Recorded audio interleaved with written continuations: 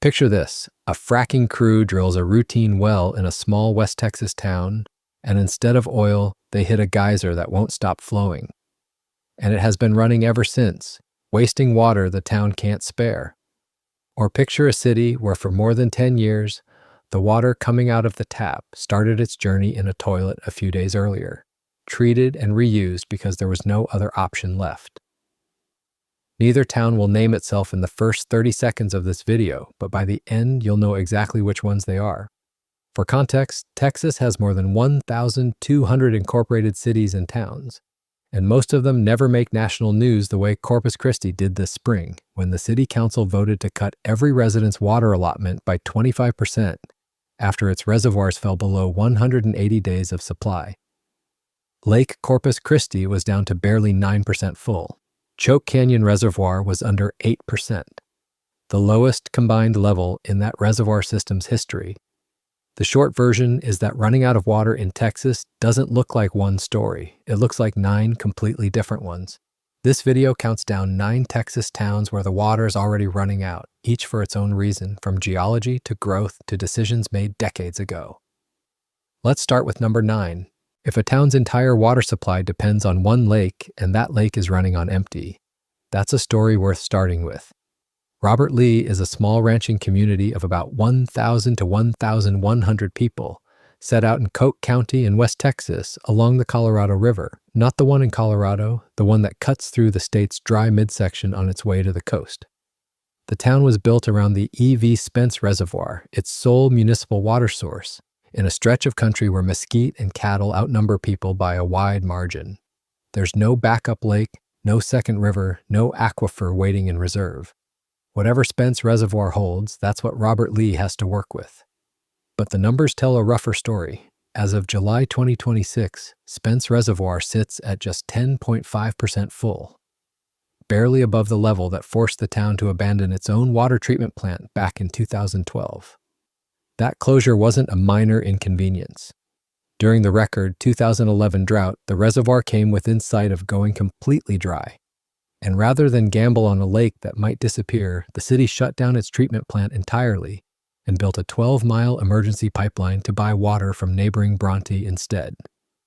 That pipeline was only ever meant to be a stopgap. 14 years later, it's the only water Robert Lee has. The reservoir has never climbed back above roughly 10% capacity since. The trade-off is that a town built on its own lake now survives entirely on a neighbor's goodwill and a pipe laid over a decade ago. Mayor John Jacobs put it starkly at the time. Drought is like a cancer. Without water, people aren't going to stay there. It's just a slow, declining death. Now, to be fair, Robert Lee is still standing. The ranches are still working, the pipeline is still flowing, but the reservoir the town was named around, in a sense, hasn't recovered in 14 years, and nobody's promising it will. Now let's head east, out of the ranchland and into the Texas Hill Country, where the crisis looks nothing like a shrinking reservoir. It's a spring that simply stopped flowing. Some Texas towns lose their water underground, out of sight, where nobody has to watch it happen. Wimberley lost hers in public. Jacobs Well, the spring-fed swimming hole that's pulled generations of families in from Austin and San Antonio every summer, stopped flowing entirely on May 19, 2026. The 6th time it's gone dry since 2000. Wimberley itself is tucked away in the Texas Hill Country, a town of about 2,839 people in Hays County, built right around this natural artesian spring and the Trinity Aquifer that feeds it. For a town whose identity is a hole in the ground that swimmers can't stay away from, a dry well isn't scenery. It's the whole story. Here's where it gets interesting. The aquifer beneath Wimberley used to refill at around 500 feet down. Today it's measuring 660 to 690 feet, 160 to 190 feet deeper than the historical norm, and still dropping. Laura Thomas, director of the Hays Trinity Groundwater Conservation District, said, "Conditions have not been this bad in the district's 20-plus year history, not even during the historic 2011 drought." Part of the strain isn't just weather. In 2022, the private utility Aqua Texas was fined $448,710 for pumping nearly double its permitted limit, drawing down the same aquifer. The well depends on to keep customer taps running, and here's the catch. When an aquifer drops, it's not the town's public system that feels it first. It's the private wells underneath individual neighborhoods. In the nearby Radiance community, a second well failed in 2025. The first had been drilled back in the 1980s, replaced once in 2003, and now gone again. Residents took out a $40,000 loan just to cover a replacement, on top of raw drilling costs, since a full new well now runs $75,000 or more. Deepening an existing pump is the cheaper fix at around $1,500, and a full pump replacement runs closer to $7,500. But those are patches, not solutions, on an aquifer that keeps retreating. To be fair, Jacob's well has come back before, 5 times over a quarter century. What's changed is the pace.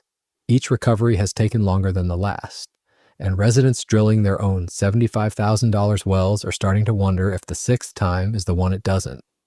From a spring running dry underground, let's head northwest to the Panhandle, to a lake town that can still see its water. It just isn't allowed to drink it anymore. Fritch is a town that built its whole identity around a lake and now can't drink from it. Tucked into the Texas Panhandle in Hutchinson County, Fritch sits right on the shore of Lake Meredith, the reservoir formed by a dam on the Canadian River. The town was built as a recreation destination around that reservoir, with marinas, campgrounds, and lake homes shaping its layout. Today, it's home to about 1,859 people, most of whom moved here, at least in part, for the water view. It's a small, close-knit community, where the lake isn't just scenery, it's the reason the town exists at all. But there's a twist here. The lake outside their windows is no longer their water source. Lake Meredith hit a record low of 26.14 feet in August 2013, a collapse from its historic peak of 101.85 feet in April 1973. That is a drop of more than 75 feet from the reservoir's high water mark. In response, the Canadian River Municipal Water Authority built the John C. Williams Aqueduct, a 36-mile, 54-inch pipeline that pulls water from Ogallala Aquifer well fields instead of the lake itself. The project was built as an emergency fix, but it became the permanent arrangement. By July 2026, Lake Meredith has recovered to around 43% full, enough that boats are back on the water and the shoreline looks like a lake again. Yet Fritch residents still don't drink from it. Their tap water runs through the aquifer well field built during the crisis years, piped in from underground, while the reservoir that gave the town its name sits there, visible, undrunk. Panhandle water planners made that swap on purpose, back when a surface source proved too unreliable to bet a town's future on. Trade the view for the well. Fritch didn't run dry, it just learned not to trust the water it can see. From a lake town rationing what's above ground, we head south to the Permian Basin to Toyah in Reeves County, where the problem running through number 6 isn't a shortage of water at all, but far too much of it, and none of it clean. Every town on this list so far has been fighting to keep water in the ground. Toyah is fighting to keep it out. Out in the Permian Basin, Toyah is a fraction of a town, population 61, a scatter of houses along the railroad tracks in Reeves County, out where the oil derricks outnumber the porch lights. For decades, it existed as a quiet waypoint between Pecos and Balmorhea, known mostly to truckers and oilfield crews passing through on Highway 80. Underneath that quiet, though, the Permian Basin's drilling boom has spent the last 15 years pumping billions of barrels of leftover fracking wastewater back into the ground. On October 2nd, 2024, the ground pushed back. 5 miles outside town, an abandoned oil well erupted into a geyser of toxic wastewater, the salty, chemical-laden byproduct of hydraulic fracturing known as produced water, shooting 100 to 160 feet into the air. It ran for weeks before crews managed to bring it under control. Turns out this wasn't a random accident. It's the predictable result of an underground system pushed far past its design. In 2010, operators injected 16.9 million barrels of wastewater a year in Reeves County. By 2024, that number reached 1.2 billion barrels a year, a 7,000% increase in 14 years. To put that in perspective, the ground beneath Toyah is now absorbing in a single year what it once took more than a decade to handle. The week before the blowout, the area recorded 5 earthquakes in 24 hours, ranging from magnitude 2.5 to 3.8, in a stretch of Texas that rarely registered a tremor a generation ago. On February 15, 2025, a magnitude 5.0 earthquake struck near Toyah. one of the strongest ever recorded in Texas oil country. Every other town on this list, though, is a story about water disappearing. Toya is the water crisis running in reverse. Not the ground drying up, but the ground being pumped full of contaminated brine faster than it can hold it until it splits open or shakes loose. The trade-off is a familiar one in the Permian Basin. The same drilling that built the local economy is also destabilizing the land underneath it, and no one can say for certain when the next well will fail or where. From a town where too much wastewater is the problem, we follow the water south to the border, to Zapata County on the Rio Grande, where number 5 isn't a story about drilling or drought at all, but about a foreign government failing to honor a promise. Zapata's water problem does not start with drilling rigs or a stubborn drought. It starts with a broken promise from another country. Tucked away on the banks of Falcon International Reservoir, where the Rio Grande widens into a border lake shared with Mexico, this is a town whose entire water supply depends on someone else keeping their word. Zapata County is home to roughly 14,000 people, with about 5,000 of them living in the town of Zapata itself, right where the reservoir meets the shoreline. For decades, that lake was the reason people moved here at all. Good fishing, good views, a slower pace of life on the water. Now the lake is pulling away from the town and taking a piece of that identity with it. Here's where it gets interesting. Falcon Reservoir is choked with silt and sitting at a record low, and drought is only part of why. Under a 1944 water-sharing treaty, Mexico is supposed to deliver a set share of Rio Grande water north to the United States on a rolling schedule. Mexico currently owes the United States nearly 2 million acre-feet of water it has not delivered. To put that in perspective, that is roughly 2 million acre-feet of shortfall, sitting between Zapata and a functioning water supply, on top of whatever the drought alone would have caused. The reservoir has dropped and silted in so badly that the county is now seeking a $1 million grant just to buy a new electric pump and dredging equipment, simply to keep drawing water at all. The hardest part is who's watching it happen. The people who remember the lake's better days are the ones watching it disappear. I remember a time when the lake was super high. We used to have fishing tournaments, says resident Juan Lupe Garcia. Those tournaments are gone now, replaced by boat buoys stranded on dry, cracked ground far from any shoreline. A problem County Judge Joe Rathmel is negotiating over with a member of Congress, alongside a separate deal with neighboring Webb County for a backup pipeline. What Zapata is missing isn't ambition or infrastructure planning. It's a government hundreds of miles away honoring a 1944 signature. For a town built entirely around a reservoir, that is not a minor technicality. It is the whole story. If you're enjoying this deep dive into Texas, consider subscribing. We cover the best and worst places to live in the Lone Star State every single week. Remember that Corpus Christi statistic from the start of this video, the one about 180 days of water left. Lake Corpus Christi at barely 9%, Choke Canyon at less than 8%, except that crisis did not stay contained inside the city limits. In April 2026, the same shortage that forced Corpus Christi's council to cut every resident's monthly allotment by 25% traveled down its own supply pipes, and within the same few weeks, 4 small towns declared water emergencies of their own: Three Rivers, Taft, Ingleside, and Aransas Pass. Three Rivers sits in Live Oak County, a town of about 1,474 people, where the highways meet the Nueces, Freo, and Atascosa rivers. Its water comes from Choke Canyon Reservoir, the exact same reservoir system Corpus Christi draws from, which means the two communities were never really separate stories. They were always the same story, just at different points along the pipe. When the reservoir dropped, Three Rivers felt it first. The numbers tell the sequence plainly. Three Rivers' share of Choke Canyon fell to 8% capacity by March 2026, down from 15.3% the year before, and Corpus Christi had promised the town water security through spring 2027. Then, in March 2026, that promise collapsed. The city announced an accelerated cutoff instead, months ahead of schedule, and with little cushion for a town that has nowhere else to draw from. Down the coast in Taft, Mayor Elida Castillo put the mood into words that could apply to any of these 4 towns. Everyone is like, what the heck is going on, and what do we do? One single industrial facility near Corpus Christi, for comparison, uses more water than the city's entire population combined. echoing that earlier statistic about 12 companies consuming 55% of the region's entire supply. The trade-off is stark. The biggest industrial users sit closest to the reservoir and keep drawing, while the smallest towns downstream, the ones with the least capacity to absorb a shortage, run dry first. That is the domino effect in full view. One city's 8% reservoir reading became 4 towns' emergency declarations within a matter of weeks, and there is no reason to believe the chain stops there. Next, we head back into the hill country, where Medina Lake did not just run low, it hit dead pool and left the towns of Lake Hills, Mico, and Pipe Creek staring at boat ramps that lead to nowhere.